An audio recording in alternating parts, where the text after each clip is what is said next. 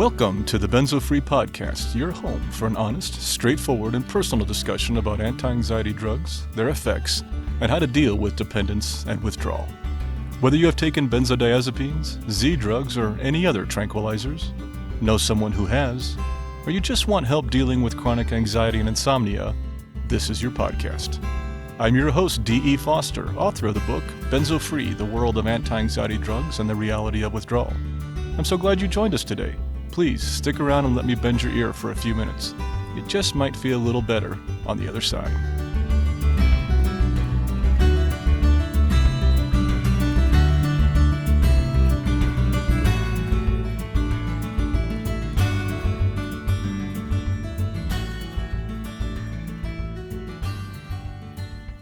Hello there, this is Dee, and welcome to the Benzo Free Podcast. I am so glad you joined me today. Today our episode is going to be a little different than our normal format. Since the beginning of the year, I've made a couple trips back to Kansas City to help out my parents. And I'm getting ready to leave on another one tomorrow. On the first of these trips, I did several recordings of various thoughts along the way. Some of them were on a wooded trail that was behind my hotel that I walked on various days. And some were in a hotel room as I headed back home. As with our previous travel vlogs I recorded for the podcast, this is a little bit raw. There's some heavy breathing going on because often I am walking along a trail, and there will be some editing transition issues here or there. So please bear with me. In this episode, we cover a variety of topics from benzodiazepines, protracted withdrawal, symptoms, anxiety, dealing with conflict and family, tinnitus, tornadoes, transitions, transgressions, anything else starting with a T. But mostly just learning to manage and live with benzodiazepine withdrawal. The entire episode today will just be thoughts from the road. There's no Benzo story or mailbag today, but those will return on our next episode. I also want to let you know real quick that there is a difference in the recordings on this trip. The first group, the first half, are recorded on a trail, so you get the ambient sounds there, and the second group were recorded in a hotel room when I'm lying in bed. So there definitely is a difference in the quality of the different clips. Also, these thoughts were recorded over a month ago, back in January. Since then, I have released a video on easing anxiety titled Easing Anxiety During Difficult Times, and it is more recent, so it covers, well, how things kind of took a downturn after I recorded these thoughts, but still, how we got through. But just so you know, these thoughts today are from January, and a slightly more optimistic time with the situation that I was dealing with. And before we start listening to my thoughts from the road, I do just want to say thank you to everyone for your patience lately. I know I haven't produced a lot of content recently with all the different issues going on in my family, but I'm slowly resolving them. There's still a lot to be done. But as I slowly get some of my life back, I can start to get back to our channels and produce content and respond to you in a more timely manner. So thank you for your patience and support. I really appreciate it. And before we dive in, I do want to let you know that you can always comment on our videos on YouTube or on our podcast posts or via our feedback form at easinganxiety.com. And while you're there, perhaps you might want to subscribe to our mailing list or even donate to support the work we do. Every little bit does help. And please remember that the Benzo Free Podcast is for informational purposes only and should never be considered medical advice. I think that's it. Without further ado, let's dive in. Okay, this is Dee. I'm on a trail in Overland Park, Kansas. Behind my hotel, I just take a walk as I often do in the morning and decided to see where it takes me, and I found a wooded trail behind some houses along a creek. And I decided to take a walk along that this morning, and it's quite nice. Have a lot of the ambient sound going on around me, some birds, some squirrels, some of the sounds that remind me of home. It's good, kind of, to be back here. I'm not going to elaborate on it, but some family issues happened with my parents. They're both in their upper 80s, and the situation at home is deteriorating rapidly now, so I had to make a sudden trip to come back here and try to help them out with some things. And I'll leave it at that, but probably my number one trigger for my anxiety, at least in the past, has been my family, so I'm managing the best I can. I guess that's the best way to look at it. Some alone time. One of the boundaries I've created is I don't stay with my family when I come in town. I always get at my own place, and usually I just wind up getting a cheap motel, and that's what I've done this time, and mostly because I need the space. I think it's a boundary issue for me, and I'm sure some of you have dealt with that too. But I'm learning very, very slowly. I am a slow student on this, but I'm learning that setting boundaries is important. I don't do well when I'm always on. I need downtime. So I get my own place. And I have mornings like this where I can try to plan, try to relax, try to center myself a little bit before I face the situation. If you're not familiar with the podcast and my Benzos, well, I'm still in protracted withdrawal from benzodiazepine dependence. Doing better, but even 6 years out, I still have symptoms. I don't deal with anxiety as well, or stress. Many of you can relate to that. Some of you are that way even without the drugs and just have chronic anxiety or have struggles with it. But sometimes I surprise myself because it's funny how some things I think I can't handle and then I do. And I think testing yourself periodically is important because you can isolate yourself, you can build that bubble I talk about, or that box, or that prison cell, or whatever you want to think of it as, that you think is protecting you, and it is for a while. But it also becomes, like I mentioned, a prison cell over time. And you become trapped in it. And that's something that I don't want to do. I don't want to wind up in a prison cell. Being at home with my wife, Shanna, in our house, especially with the virus going on when people aren't socializing or getting out and doing things, is a nice, safe, protected world for me. I'm blessed. I'm blessed to have such a good home and such a good partner to be spending time with when we're all spending a lot of alone time lately. Wow, this trail is nice. It keeps going on. I thought it would be really short, but it's a paved trail through the woods. Kansas City has a lot of these paved trails through the big trees, the oaks and the elms. And I miss that when I'm away. I love Colorado. It's majestic and it's gorgeous, but on the Front Range, we just don't have the big trees. And I do miss the big trees when I'm away. This has kind of become a tradition on the podcast to record my thoughts when I take trips. Most of those trips have been to Kansas City to spend time with the family, but we've also been to Orlando and California and a few other places. But I like having you with me. Honestly, talking like this, and I think I've mentioned this before, helps calm me. It's almost meditative for me. I get a chance to work through my thoughts as I'm sharing them with you. And I've heard from some of you that you feel the same way, that it's meditative to you and calming to you. So this is one of those Benzo mornings. This time I'm not in the hotel room, which I've done in the past, just laying in bed and talking to you, but I'm on the trail. And I thought I'd say hi. Thanks for taking the walk with me. I appreciate it this morning. You helped me. You did. You helped me this morning. I'm a little bit better. Oh, and there's my phone, just as I'm saying thank you. Now, I got that text, and I heard it come through. Don't know if you heard it here. You probably did. And probably most of you may not have had your heart jump like I just did.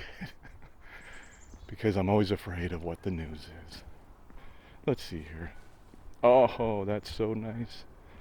It was just my wife texting me, I love you. Now that's a good way to start the day. That's an amazing way to start the day. So I'm going to text her back. Go grab a little breakfast here. Head over to my folks' house and just take it one day at a time. I hope your day goes well today. And I'll be touching base with you again here shortly.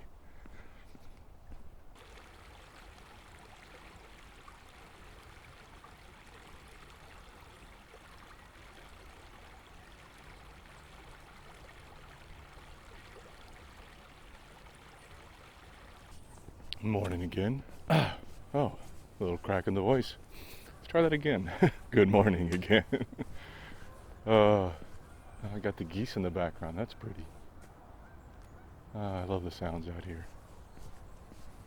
But good morning again. It is Sunday morning on the Kansas City trip. Probably the biggest benefit of taking these walks, though, is just it eases my anxiety. And it helped me get through some really hard times.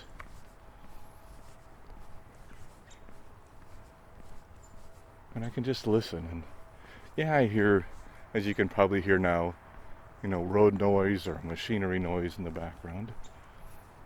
But as we talk about in meditations and moment of peace and stuff, it's just listen to those and accept them as they are.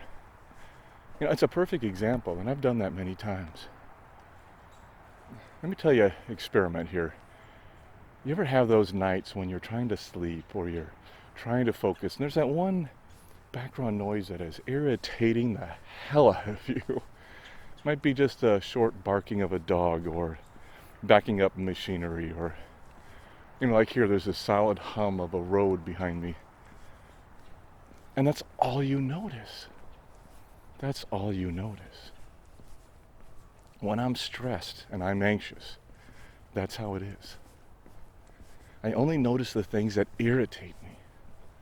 I only notice the things that really bother me. And I focus on them. And I cannot relax until I have fixed that problem. Or moved on. Or at least get really distracted by something else. I have that in my hotel room sometimes too. You lay there and trying to sleep and people are talking outside the door. Or somebody's closing their door, or there's other noises, and you're trying to sleep in a hotel room, or an apartment, or any place where other people are around you. And you hear those noises, and you can be up all night obsessing about a noise. But other times, we don't even notice them.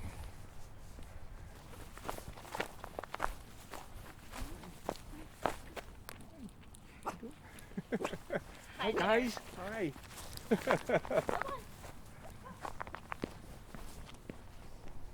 Two little dogs, a lady and two small dogs. Really cute. I can't help myself with dogs. But you get where I'm going with this. We miss a lot of life when we're focused on the irritations. When we're focused on the little things we can't let go of. Whether it's a noise, a sound, like the cars behind me. Or it's a thought, it's something on your mind, or an irritation that somebody said, or anything bugging you. We can so get wrapped up in that. I think building that skill, working on noticing those irritations when they happen. And that's all you got to do. That first step isn't that hard, but it's huge. And it's noticing the irritation.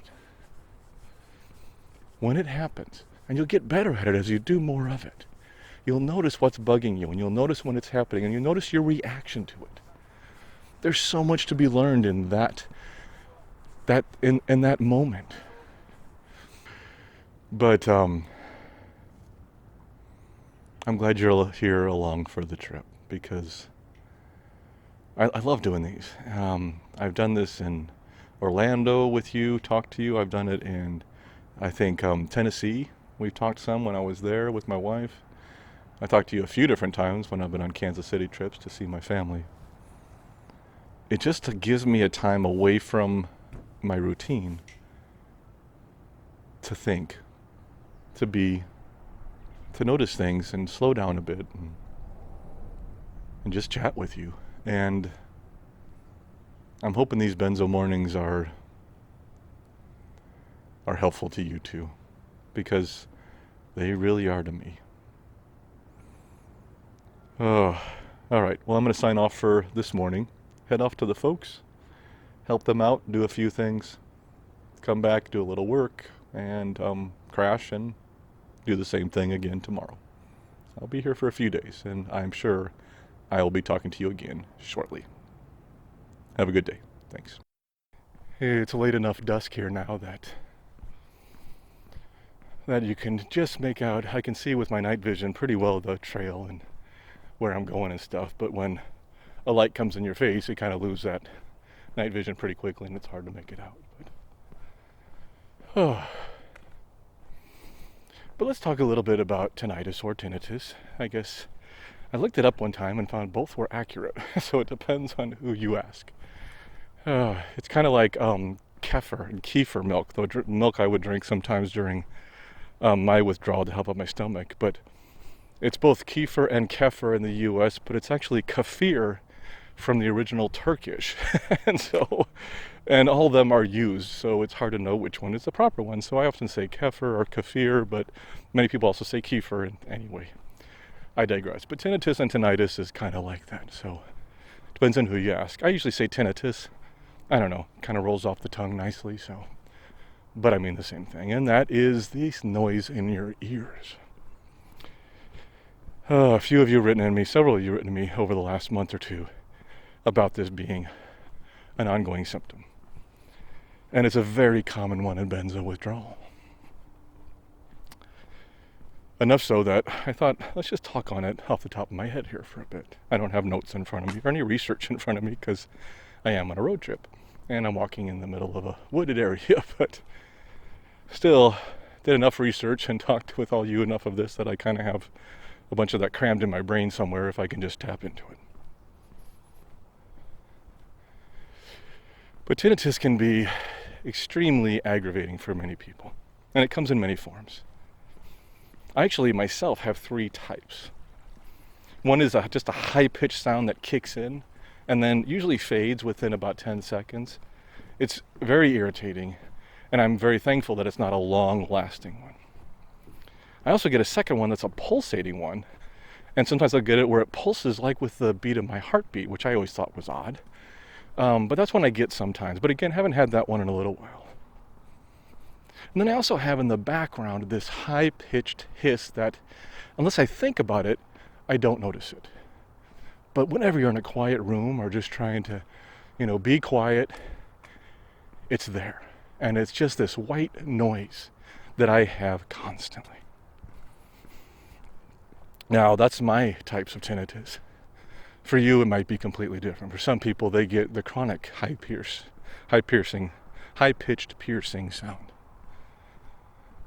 To the point of where it's almost painful, to the point where it can be debilitating.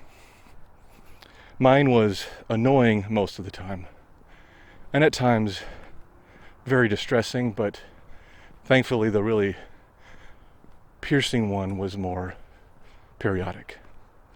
So it would come and go. But it was never a most serious symptom, as much as like my benzo belly, my anxiety, my cognitive difficulties, and other ones that really affected my life. But that's not the case with many of you. So how do you deal with something that's in your brain, in your ear, chronically? Is that a word, chronically? If it's chronic, isn't it also chronically? Continually, whatever, you know what I'm saying. that is really hard to escape. You can't get away from it. When I think about that high pitch, that white noise one that's in the back of my ears all the time, and I focus on it, it gets to be very distressing for me. Because I start to worry about it, and it's there all the time, and it just starts to annoy me because now I'm paying attention to it. But thankfully, I've come pretty accustomed to it, and I don't really notice it unless I think about it. But that one never goes away, for me at least. Now, I have to put out a caveat here for me, maybe not for you, but for me, there could be other other causes of this symptom for me. I was a drummer for many, many years. Thus, I was exposed to loud noises for a long, long time, and that can cause tinnitus. But even though I had a little bit of ringing here or there, it never got to the high degree until my withdrawal. So the timing didn't make sense for this to be all caused by my drumming. But now that I'm in protracted and getting better, I think some of the lingering tinnitus might be due to the effects of being a drummer for years. And that's just something I have to accept. I've never seen a doctor about it.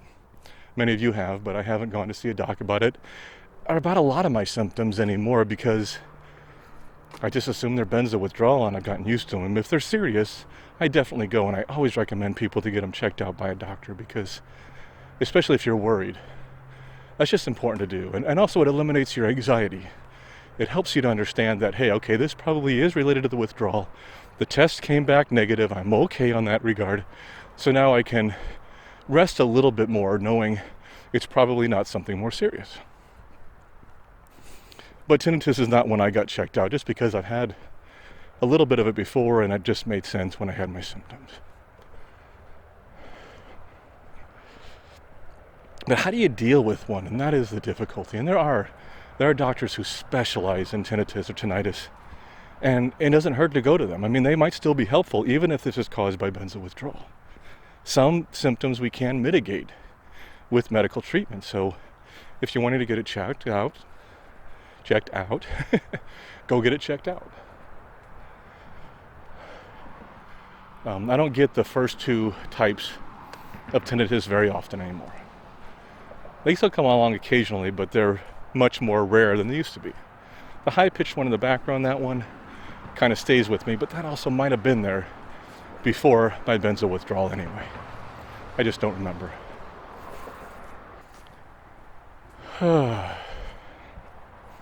But this one is hard, and I'm not coming up with a lot of answers here, and I'm really sorry.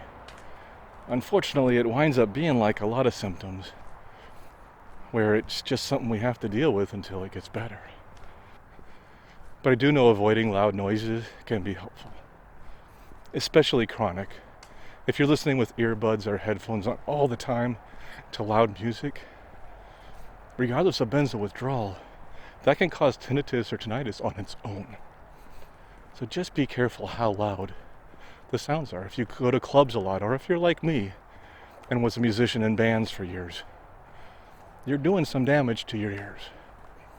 It's just how it is. I'm not saying don't have fun, don't go do it. If you're young, I don't blame you. I did it when I was young too. Just know what you're getting into, that as you get older, there's consequences. Wow, I've recorded an hour and 10 minutes already tonight. That's a whole podcast just tonight. Oh, this is maybe, I don't know what this might be. I might even release parts of this in the middle of the month. I don't know. Benzo withdrawal is hard if you're going through it yourself. If you're a caregiver, taking care of somebody going through benzo withdrawal is hard. And when you mess up, if you updose, reinstate, get put on a fluoroquinolone like I did, or without looking it up, added in alcohol when you shouldn't have, complicated things, fall back into some old patterns that just adds to your anxiety and worry. Don't beat yourself up about it. You're human. You're gonna have problems. You're gonna make mistakes. I made a lot of them. You will too. Beating yourself up about your mistakes does not help you one bit. It just makes that mistake that much worse. And adds to your anxiety, and adds to your stress, and adds to your symptoms. Note it, learn from it. Always a good idea to learn from it. And move on. You will make mistakes in your withdrawal. You will. I promise you and I guarantee you. So be kind to yourself when that happens. Don't beat yourself up. It's okay. You'll do better next time. You got this. I know you do. I wish you good night. We'll talk soon. Bye. Good morning. I do notice that when I'm lying in bed, my voice seems to be even deeper for some reason. It is about 4:45 a.m. in a hotel room in Burlington, Colorado. I didn't quite make it home. I decided to stop here for the night. I was getting pretty tired and having some problems, and so I thought, let's be safe and stop. I'm only about 3 hours from home, but also there was some severe winds in Denver, and some trucks have been turned over and along the highway, and I thought, it might just be better to hunker down for the night. It was pretty calm here when I arrived, but right at 11 p.m. it felt like a wall of wind hit the side of the motel, and stayed somewhat consistent throughout the night. So while I was trying to get some rest and hopefully arrive home in a better state of mind, of course, I didn't get a lot of sleep last night. But these are trivial matters, so I'm not looking to complain. I'm still safe, and I'm okay. So I'll head out of here in the morning when I get up and get home. I look forward to that.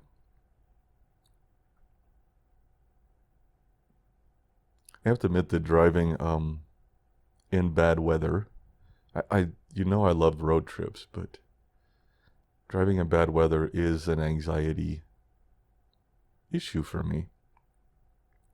I'm sure it is for some of you too, especially on the road, open road. I do try to work around, bad snowstorms or severe weather or bad rain or whatever. I've had some rough experiences with them in the past. In fact, one of those was right around here. I'm not too far from Lyman, Colorado. And it was, many years ago, maybe a couple decades ago, but a buddy of mine and I were heading back from a ski trip. I was driving in my blue Celica, probably my second car I owned or whatever. And weather was getting worse. We didn't really know what was happening, but it was getting worse. Severe thunderstorms. Hail started to come down. We finally pulled off the highway, the interstate. Wanted to get to an underpass, but there aren't a lot in eastern Colorado, and those that were there were all taken by other vehicles. So we just pulled off to the side of the road and were hit pretty hard by baseball-size hail. My buddy and I were both feeling like it was 20 people with large hammers hitting the car at all angles. When I finally got the car back home, the insurance company totaled it. It wasn't repairable, so they gave me a check for the car. That was the end of that car. It smashed in all windshields, all four of them, and did heavy damage to the body. But we got through it. The hail, we finally decided the hail eased a bit, so we decided to drive on. We weren't far from Lyman. We decided to drive on a bit. And I pulled into a truck stop, Griffin's, I think it was called Griffin's. Yeah, Griffin's truck stop in Lyman. It was one I used to stop at all the time when I drive through. It kind of became a tradition. And the hail finally kind of really eased up, and we got out of the car and decided to walk in and, regroup and take shelter a little bit until this thing passed. As we were walking into the gas station, the truck stop, we looked down to our right towards town, and we saw what was an F5 tornado going through downtown Lyman, Colorado, not far from us. We ran inside. As soon as we got inside, the power went out in the building. We stayed there for a while, kind of riding out the storm with a bunch of other people that were all taking shelter in the building. It never hit the truck stop, so we were lucky. And then it was gone. We decided to go down into town and see what happened, and drove down there, and I'd never seen such destruction. 90% of the buildings in downtown Lyman, Colorado, a small town, were wiped out. The bank building, the only thing left was a safe. The rest of the building was gone. The State Highway Patrol building was almost completely gone. I was a volunteer for American Red Cross Disaster Relief, so I showed my card to emergency worker in town, and they directed me to a shelter, and so we headed up that way. We couldn't have gone further anyway, because I-70, the interstate, was now closed to all traffic. So we went to the shelter, and I told them who I was, and they put me to work. My buddy rested for a while, and I helped prepare the disaster relief area, and it gave me something to do. I was grateful for that, just to have something to do. And we spent the night there in the shelter and just helped out for a while. One of the amazing things was they showed video on the news the next day of the line of emergency vehicles coming from Denver to Lyman. And just so you know, Lyman's about an hour and a half outside of Denver. The line of vehicles coming out to help after this disaster. Lyman has always been oasis, a safe place in the middle of severe snowstorms. This area of eastern Colorado gets some really bad weather sometimes, thunderstorms and snow. And it's always been an oasis for travelers. And I don't know, I always kind of pictured it was Denver's way of paying them back and saying thank you, for all Lyman had done over the years to help out those of us who had been stranded. One of the young men I met at the shelter who was spending the night there was driving his pickup with his dog on his way to California. He told me he saw the tornado coming, and it was looked like it was on a direct path towards his truck. He grabbed his dog and himself, and he got underneath his pickup. That was the only place he could find shelter. And this F5 tornado went right over him. Thankfully, both he and his dog survived. The cab of the truck was imploded, and he said he wouldn't have survived if he had stayed in the cab. Thankfully, a semi-tractor trailer truck that came by stopped and was checking in on him, and when emergency vehicles came, he handed his dog to a truck driver who offered to take his dog to California for him. The kindness of strangers can be amazing sometimes. So that he could catch a flight, and then he would meet his dog out there. And that was just one of the stories that I heard that night from people. Thankfully, not one person lost their life in that tornado that night. The sirens had gone off for several minutes before, and people had time to take shelter. I think it was a miracle that nobody was hurt. But Lyman took a long, long time to recover. My buddy and I got back in our car, and that next morning, the shelter was in good shape, and we decided to head home. It was an experience. And that's just one of, several I've had with weather along the years, but maybe one of the more dramatic. And I'm telling you this because I think we all, have our anxiety triggers, our fears, and they often evolve from experiences in our life. That's just typical, normal psychological development. So when I say that I have some fear about bad weather on road trips, this is one of the reasons. I've been trapped in whiteouts in Colorado where I can't find the road, and I've almost wound up off the side of a cliff in Colorado on a slick road that I didn't prepare for the turn quite right and thought it was more secure, and almost came off the side of a mountain. Get a few accidents and, stuff that we all go through.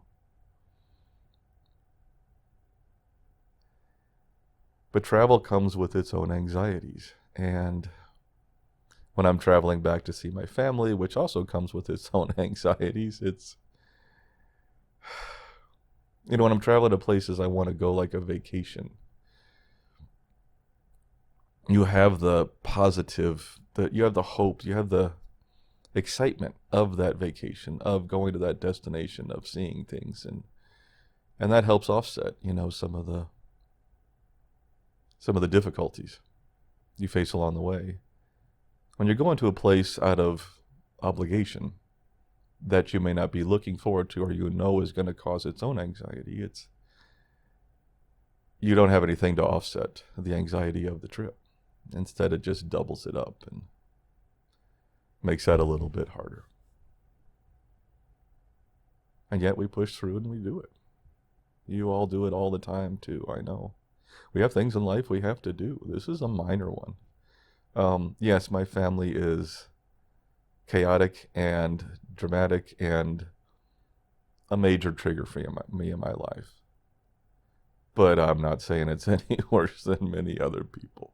We all have family drama in our lives, whether we want to face it or not. Some have more than others, I'll admit. And there are many people that have more than I have. But over the years, I've allowed it to become an issue for me. And now I'm trying to find ways of minimizing its effect on my well-being through tools and techniques and changing my mindset about things, setting boundaries. It helps. But we're nearing the end of this trip. And I want to thank you for coming along with me on it. But I hope these are helpful. I hope they connect with you. This has been a roller coaster ride for me, this trip. I knew it was going in.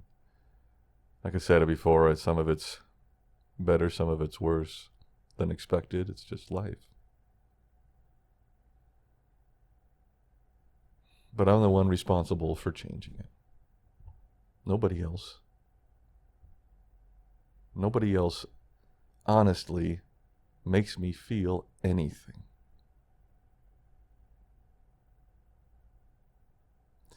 I remember in counseling a long time ago, there's one quote that somebody said to me that really stuck with me. This was a counselor that said this to me, a therapist. And I don't want to say who it's about, but I was talking about somebody in my life and how hard it was for me to deal with this person. And the counselor came back with, and I'm paraphrasing here, I know I won't get it exact, but with the statement somewhat to the regards of, who told you you had the power to make someone feel bad? I was taking on ownership of someone else's feelings, and had been for a long, long time. Yes, we could influence people's feelings, but we don't make anybody feel anything. But we can also flip that on myself, which means hey, D, nobody else can make me feel bad. Nobody. Giving somebody else the power to make you feel bad is giving away all your power. It's giving away, it's letting other people control you. I know I'm pretty good at this. I let the world around me and the people in it influence me pretty strongly sometimes. But when somebody says something negative to you, it's just words.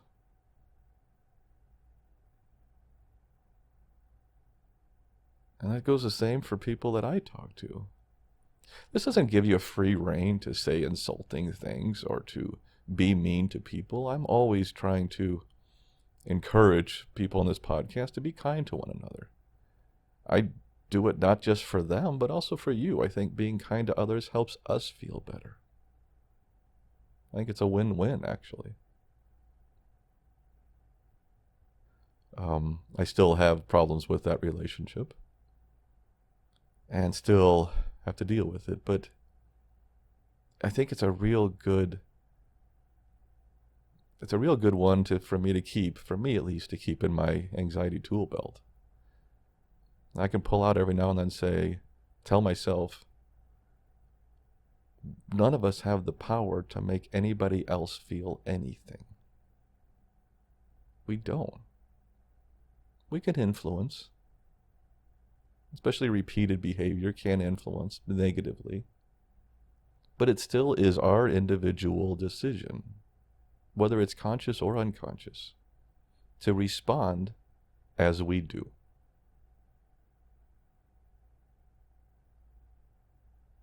I do get triggered by things people say. In person, in the media, whatever, all the time. Far more than I ever did before Benzo withdrawal. It's something I'm still dealing with. I am better. I'll admit that.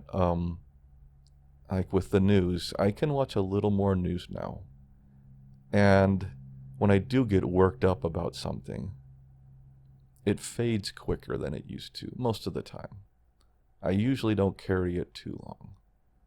And I can find a bright spot or something else to focus on once I processed it. But it still happens. I know it still happens for a lot of you. The anger, the sadness, the frustration from events and people around you. Many of you have shared those with me. I guess what I'm trying to say is, again, we are the ones responsible for our own peace of mind. Most mental health tools, most anxiety tools, are ones that we need to keep well maintained. Keep the tools sharpened and cleaned and ready for use. You can't just ignore them for a long time and then expect it to be there when you need it. And the more we use them, the more effective they become and the more habitual they become. It's great when a good anxiety tool becomes a habit. I have several of those now. And sometimes they kick in without me even thinking about it. Sometimes it's just to stop and take 3 deep breaths. That's another tool in my belt. And a great one.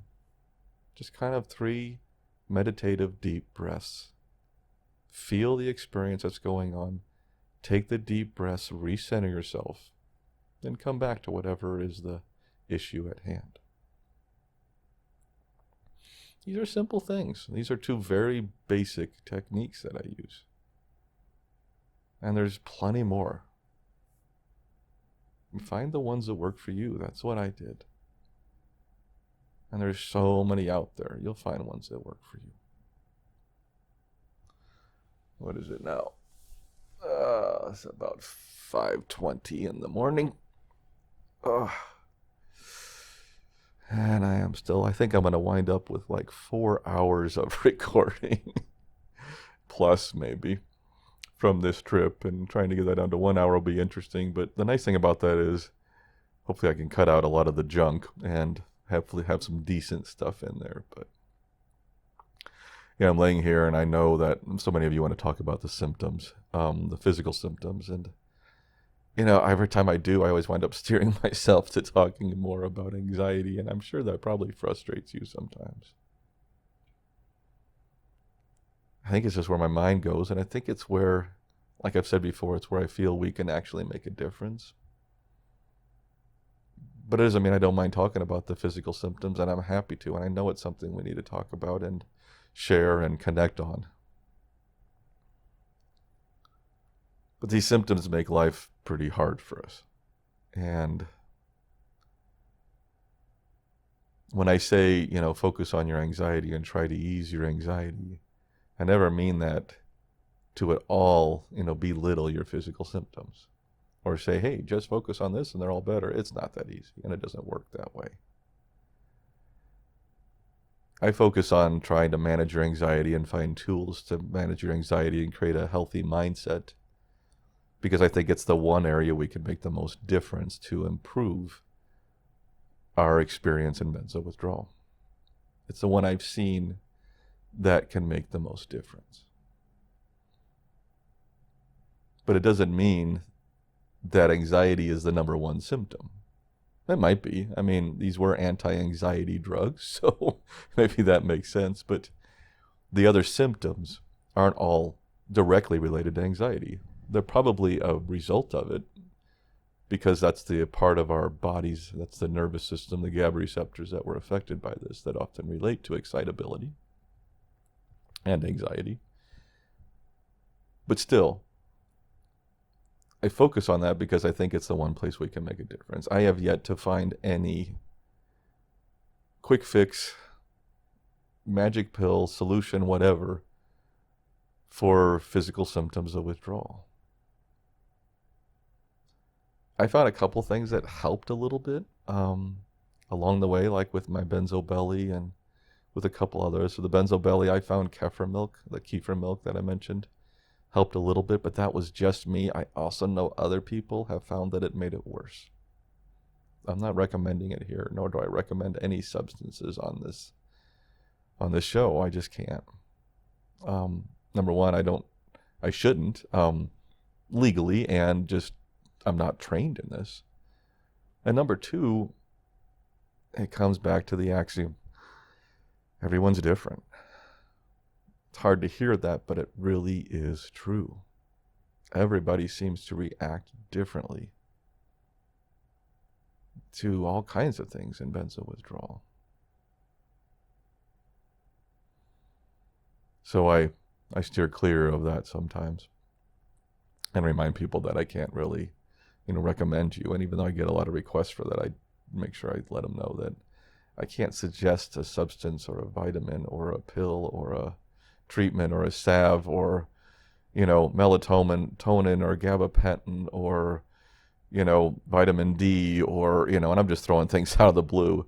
I can't recommend. I also can't say that they're going to hurt you. I have cautioned, personally, opinions about some of them.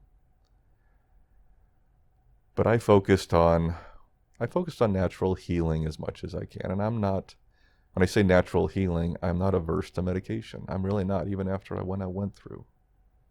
I believe medications still have saved lives. I believe I wouldn't be here today if it wasn't for medications like penicillin. These medications, these treatments, doctors have saved millions and millions of lives over the years. It's a fact. It's not a debate. This is a fact. And I wouldn't be here without them. So there's some amazing, wonderful medications. I also believe, saying that some medications are overprescribed and are not handled well by physicians, are not prescribed properly by physicians. And physicians sometimes have a tendency to then turn their back on their patients, who wind up becoming dependent on them. But during withdrawal, I decided, when I say natural approach, I was trying to do it with as little extra medication or vitamin or supplement or other treatments along the way. Because I had in my head this idea, I had this vision of my body healing. I mentioned to many of you that before, that to me, benzo withdrawal is my body healing. And sometimes healing's painful. And sometimes healing takes a long time. But that vision got me through some really hard days. And if I could bear with the symptom, and some are very hard to do that, but if I can bear with the benzo belly, or the tinnitus, or the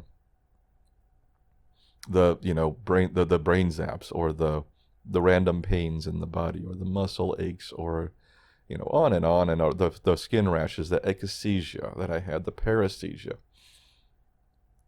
If I can just realize and think of it as a symptom and push through, then in my mind, and again, I am not a medical professional, and this is not even a theory, it's just my thinking, my opinion.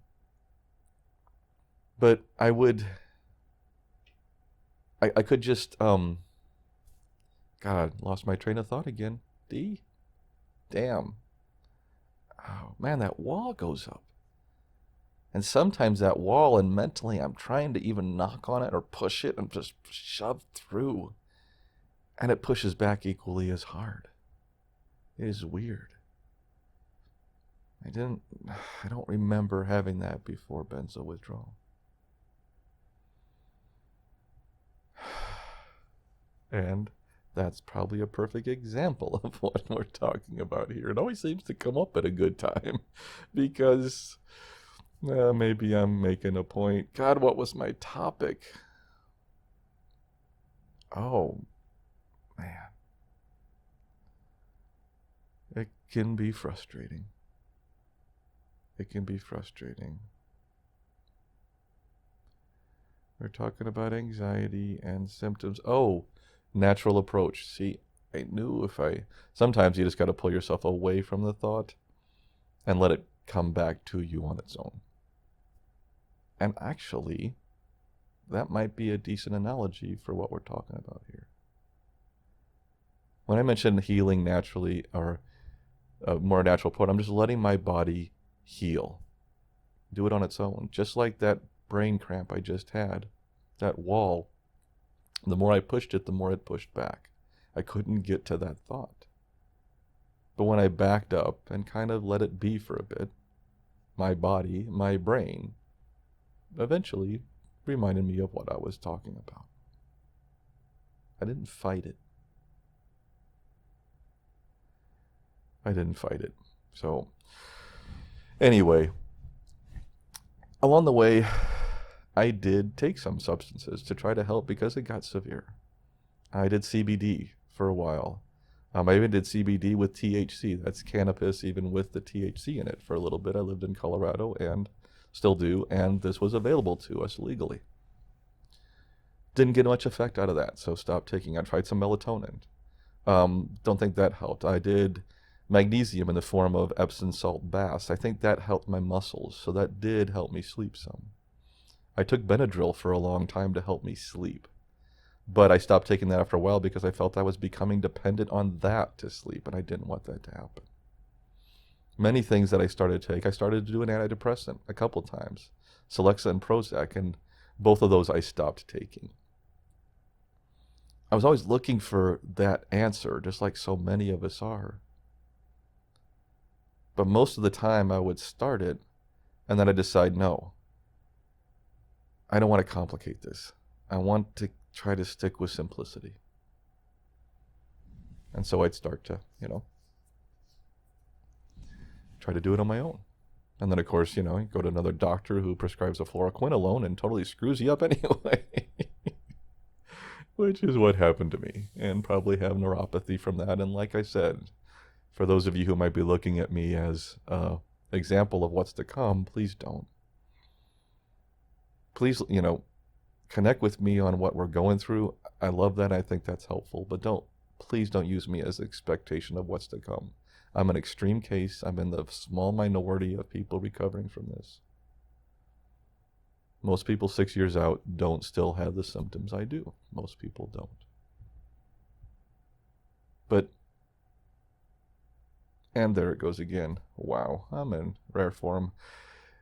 And please understand, my brain fog now is also related to my heavily increased anxiety lately. I'm not always this bad. This trip's been hard. And thus, when the anxiety gets up high, when my symptoms kick up, my cognitive dysfunction also kicks in. And so right now I'm having trouble placing thoughts because, or recovering memories short term, because it's kind of what happens. I don't know.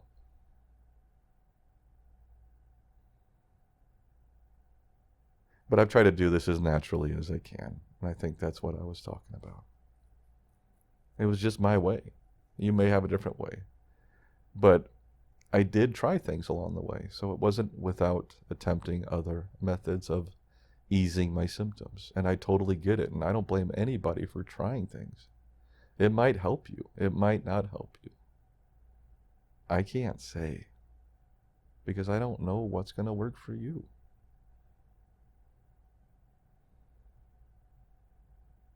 But in the end, I figured my body's healing. It knows how to do this best. So as much as possible, I have tried to allow my body to just heal on its own. And I believe it's still doing that. I really do. And that closes out my thoughts from the road. Before we close out this episode, please allow me just 30 seconds for our disclaimer. This podcast is for informational purposes only and should not be considered medical advice in any way. The host of this podcast is not a medical professional, nor is he engaged in rendering medical, health, or psychological advice, nor any other kind of personal or professional services. The views and opinions expressed by our listeners and interview guests on this podcast, whether read from textual submissions or presented in their own voice, do not necessarily reflect those of the Benzo Free podcast or of its host. Withdrawal, tapering, or any other change in dosage of benzodiazepines, non-benzodiazepines, or any other prescription drug should only be done under the direct supervision of a licensed physician. Our full disclaimer can be viewed on our website at benzofree.org/disclaimer. Well, thank you so much for listening and for joining us today. I really appreciate it. I hope these types of podcasts, these vlogs from the road, speak to you. But if they don't worry. We'll be getting back to our normal format in the next episode. Our next scheduled episode is episode 77, and it should be released April 1st. No, that's not an April Fool's joke. I actually plan on releasing our next episode on April 1st. I'll do everything I can to make that happen. But I do want to thank you again for joining me today, and please let us know how we did. Keep calm, taper slowly, and take care of yourself. I'll see you next time.